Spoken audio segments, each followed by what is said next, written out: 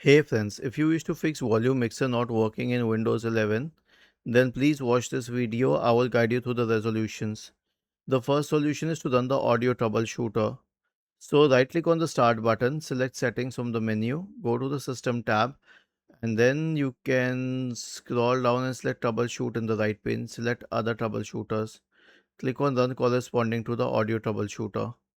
The next one is to restart the audio service. So search for services in the Windows search bar and then open services.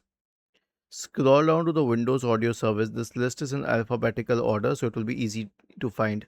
Right click on it and then select restart. The last solution will be to update the audio drivers. So search for device manager in the Windows search bar. Open device manager.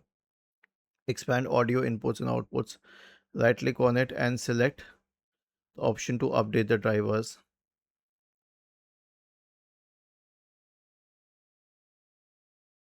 Was this helpful? If yes, then please subscribe to the channel.